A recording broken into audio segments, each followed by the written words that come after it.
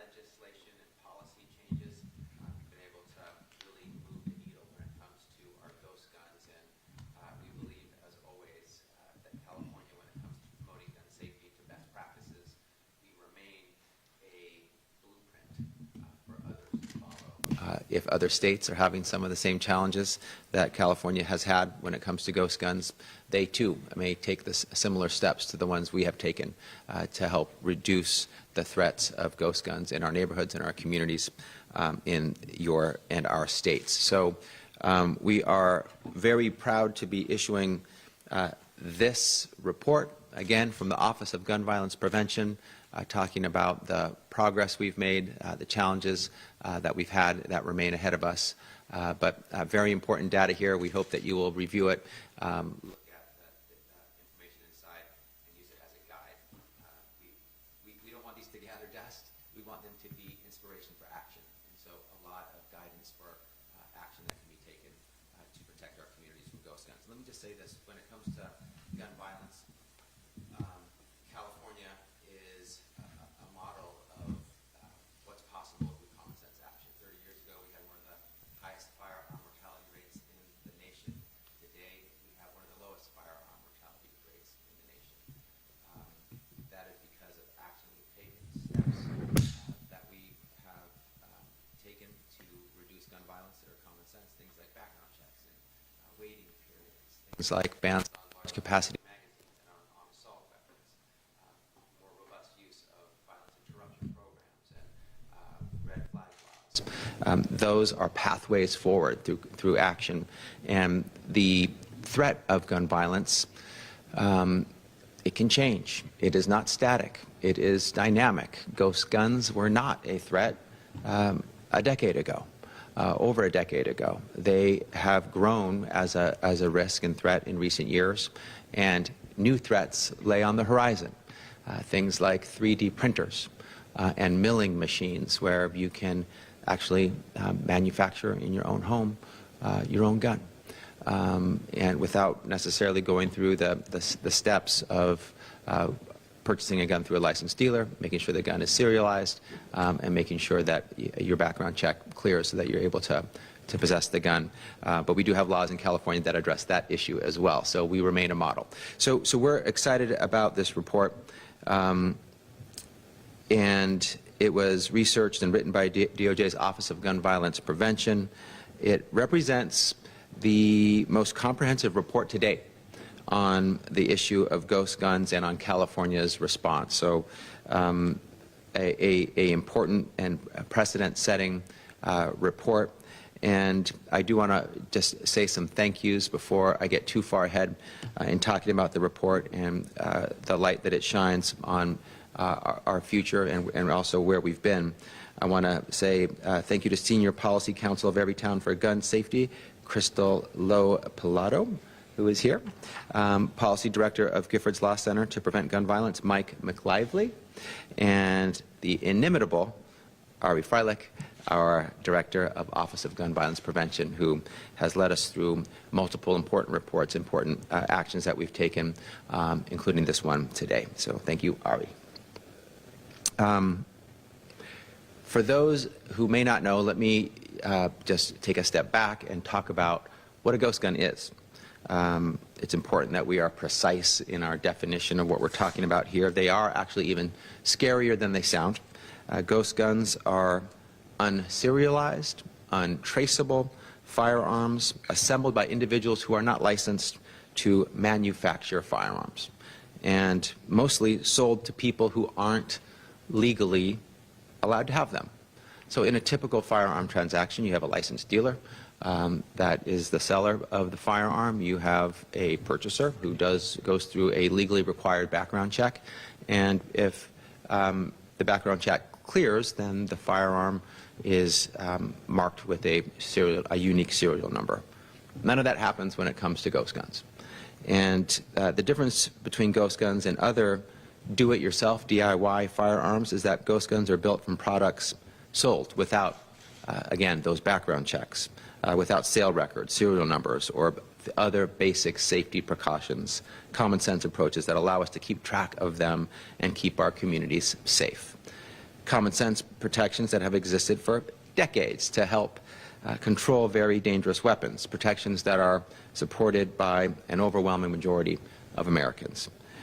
The ghost gun industry has had widespread appeal to people who are too young or too dangerous to legally own firearms. That is largely the folks who are purchasing ghost guns. If you have a credit card and an internet connection, you were able to buy a ghost gun. And until some of the important laws kicked in here in California and our action when it comes to legislation. One of the ways that we look at the ghost gun industry and the sale of ghost guns is that this is a skip the background check industry.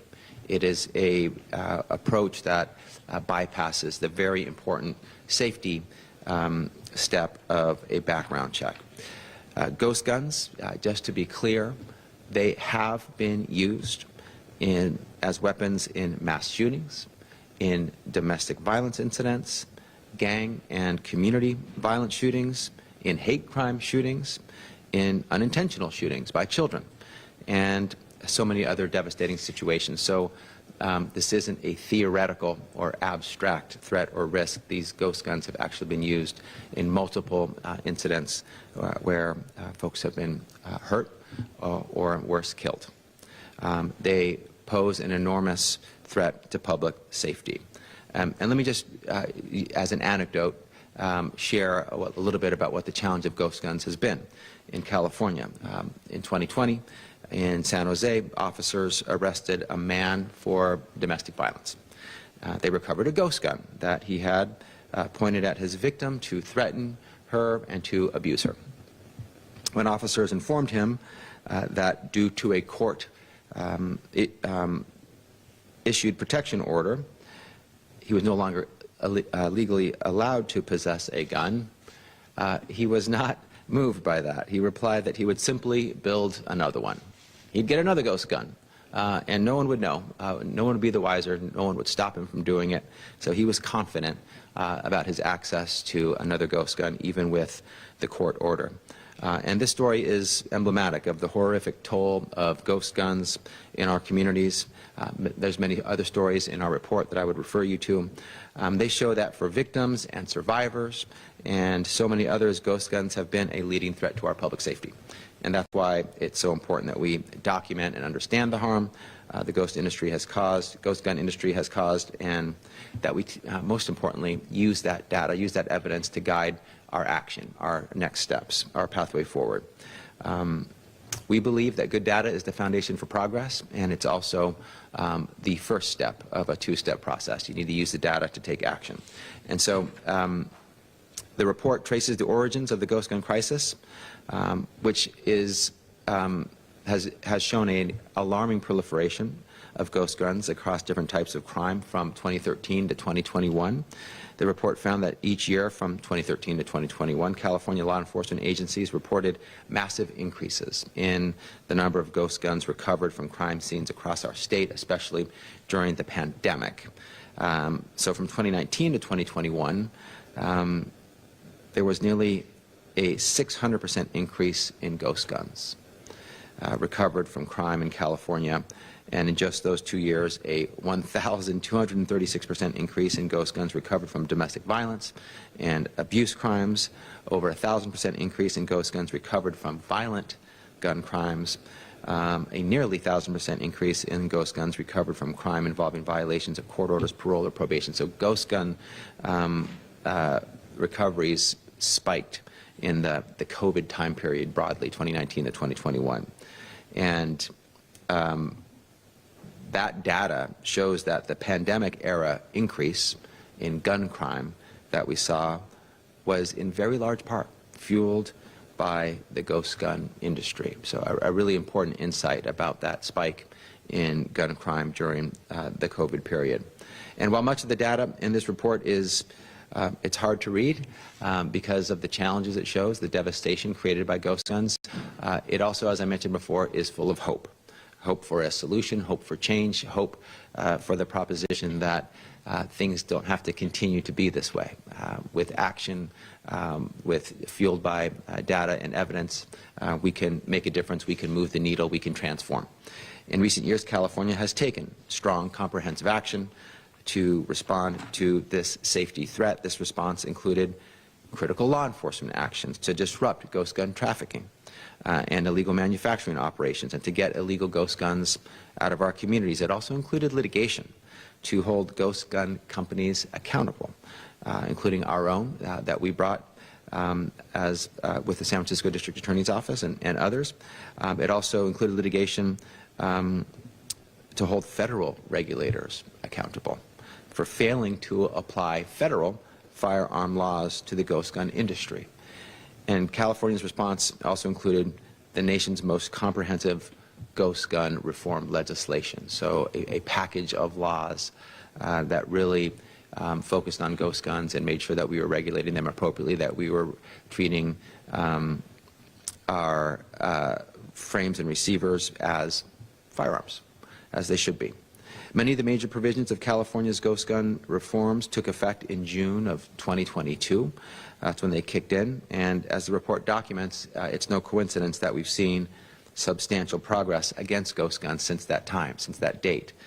From 2021 to 2023, California law enforcement agencies reported a 23% decrease in ghost gun recoveries, and that decrease has driven the decline in crime gun recoveries in our state. So ghost guns drove the increase in some of the crime gun recoveries, and it also is driving the decrease.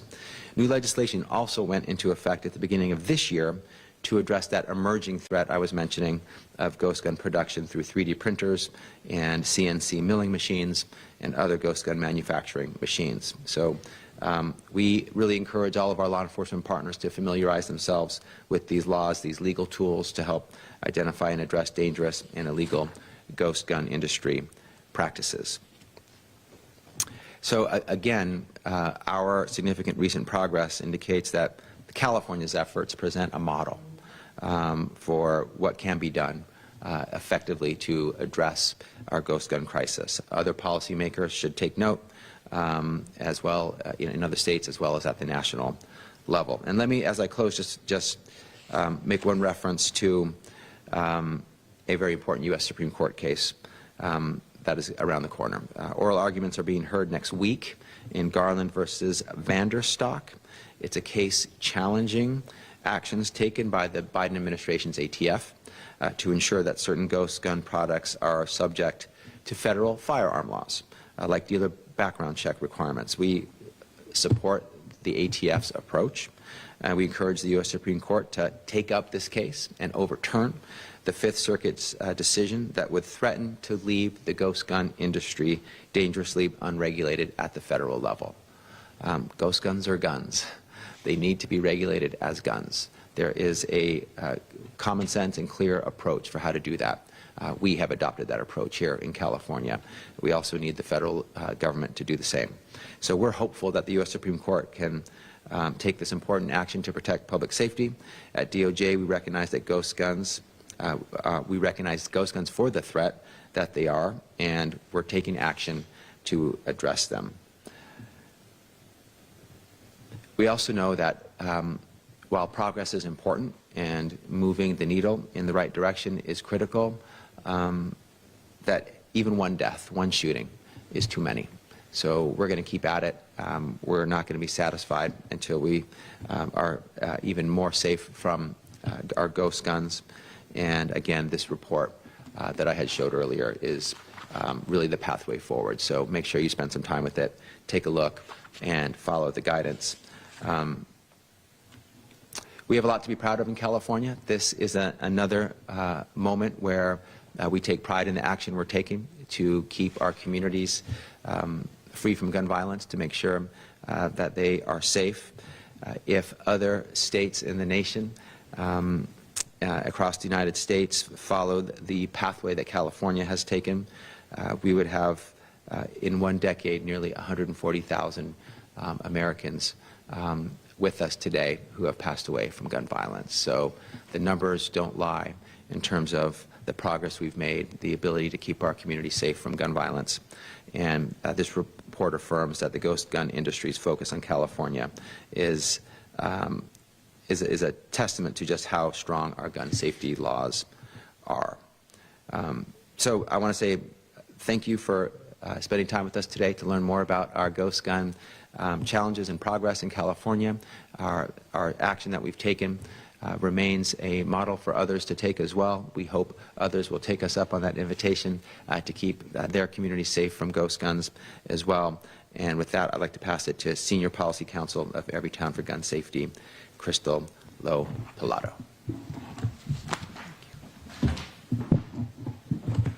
Good morning. Thank you for being here, and I especially want to thank Attorney General Bonta, the California Department of Justice, the Office of Gun Violence Prevention, and the office's director, Ari Freilich, for bringing us all together. My name is Crystal Lowe-Pilato, and I serve as Senior Policy Counsel for Everytown for Gun Safety. Together with Moms Demand Action for Gun Sense and Students Demand Action, Everytown is the nation's largest gun violence prevention organization working on research, policy, litigation, and legislative and culture change to end gun violence. We're so grateful to the California Office of Gun Violence Prevention for being so diligent and thorough in preparing reports like the one being released today. These reports exemplify the power of gathering and sharing data so that policymakers at the local, state, and federal level can all chart the next step forward. We've known for years that ghost guns present a uniquely pernicious problem within the gun violence epidemic. As you've heard today, ghost guns are unlicensed, untraceable, build-your-own firearms. They've been fueling violent crime, and that outcome is entirely predictable because the bulk of the market for this product is people who want access to a no-questions-asked gun that can't be tied back to them. The industry even advertised ghost guns that way, as the report notes, with eager assurances that these products offered a fully functional firearm without the hurdles of a background check. This report tells a compelling story. When businesses in the firearm industry decided to make do-it-yourself gun-making kits to skirt state and federal gun safety laws, California pushed back. That included a comprehensive legislative response, which persisted over years as the nature of the threat evolved into multi-part kits and firearm manufacturing machines. California's effort also included robust investigation and enforcement at the state and local levels, and it included high-impact litigation to hold bad actors accountable. This story is a model for other states to follow, especially as the protections under the federal ATF rule are both more narrow in scope and vulnerable to changes in the presidential administration and a current challenge before the U.S. Supreme Court.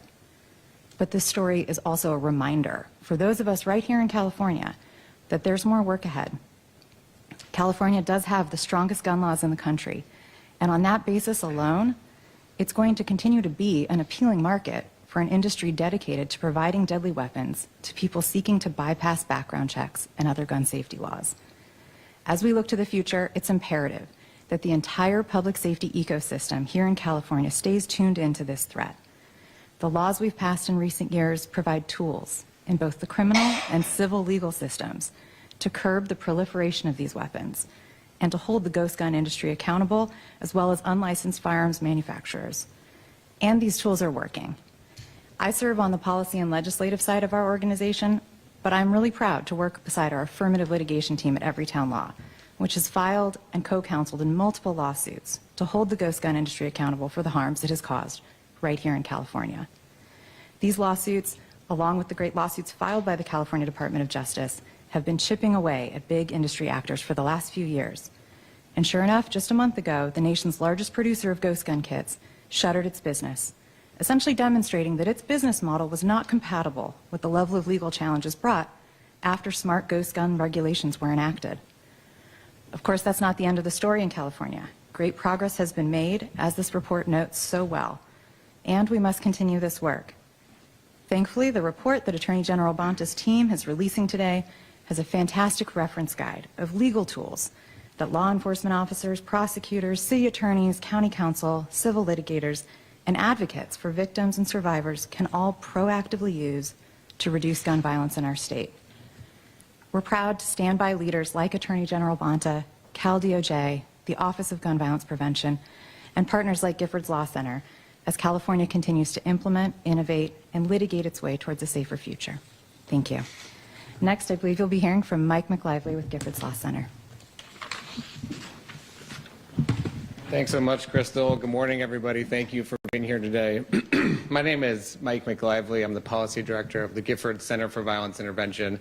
Giffords is a national gun violence prevention organization named after former Congresswoman Gabby Giffords, who I'm sure many of you are familiar with. She was shot back in 2011 while hosting an event for her constituents in Tucson, Arizona, and has worked tirelessly ever since to address the epidemic of gun violence in the United States. And our organization works all over the country, but many of us have worked here in California for decades and are very proud of our work with many of our partners in the legislature, the executive branch, and our partners like Everytown and Moms Demand Action for gun safety. I really want to thank Attorney General Bonta at the top and Director Ari Freilich for their work on this report. And I think it's very important to say and repeat, really, that while we have a lot more work to do, California is an incredible success story when it comes to addressing the epidemic of gun violence. And we're really a model for the rest of the nation in this regard. 30 years ago, as you heard, California had the third highest rate of gun homicides in the entire country and the 16th highest rate of overall gun mortality. After 3 decades plus of gun safety reforms and investments in both law enforcement and community-based public safety strategies, we now have the 7th lowest gun death rate in the nation, and significantly lower than in states like Texas and in Florida. Part of our success here has been our willingness and the willingness of our leaders to examine the trends, to take a look at the data, and to take innovative action to stay in front of those trends. And it's no different when it comes to ghost guns. This is such an important report for so many reasons, and a great illustration of why the Office for Gun Violence Prevention matters so much to the state. In incredibly clear terms, this report lays out the alarming rise of ghost guns in our communities over the last few years here in California, and also the encouraging news that we're starting to bend the curve through a combination of smart legislation, enforcement, and litigation against irresponsible manufacturers and dealers of these dangerous weapons. And as you've heard, ghost guns are so dangerous to our communities because they don't have serial numbers, which makes it nearly impossible for law enforcement to trace them in the event that they're used to commit a crime. And in addition, it makes it very easy for someone who's otherwise prohibited from owning a gun to get their hands on one. And these were essentially designed to bypass our background check laws and other systems that we have in place to keep guns out of the hands of dangerous people. And that's why at Giffords we've been very proud to partner with the Attorney General's office on numerous efforts to stem the tide on ghost guns, including partnering on a lawsuit against 3 major ghost gun dealers here in California that was settled earlier this year, resulting in these companies agreeing to stop selling unserialized parts that are used to build ghost guns here in California, and also paying significant civil penalties as a result. This report is incredibly encouraging that our collective efforts, including, as was mentioned, several pieces of major legislation signed by Governor Newsom and passed by the legislature over the last 2 years, all of this is working. At the same time, it's clear we have more left to do. As you heard, just next week, the U.S. Supreme Court is going to hear a challenge to the federal ATF's rule regulating ghost guns. If that is ultimately struck down, which is entirely possible given the fairly extremist nature of the Supreme Court that we have right now, it will be more important than ever for our state leaders, including Attorney General Bonta and Governor Newsom and our leaders in the California legislature, to continue leading the way on this issue and giving an example to the rest of the country. We should have a lot of hope here in California that we are moving in the right direction on this issue, not just on ghost guns, but on gun violence in general, which I'm very happy to say has been dropping significantly over the last months and years here in California. By not letting up, by putting out reports like the one that the Office of Gun Violence Prevention is putting out today, and continuing to keep guns out of dangerous hands while also investing in community-based solutions, we will continue to build on our vision of a safer California and provide an example for the rest of the nation. I want to end by just expressing huge thanks to Director Ari Freilich, Attorney General Bonta, and the entire team here at the Attorney General's office for your efforts to keep our community safer and your ongoing partnership. Thank you so much for your work, and thank you for being here today.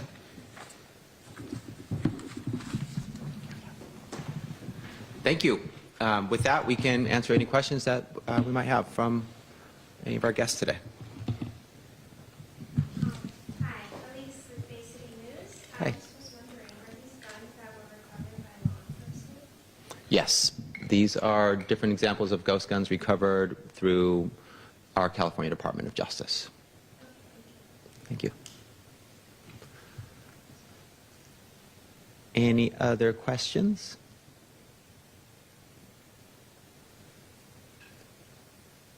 Okay, thank you for joining us.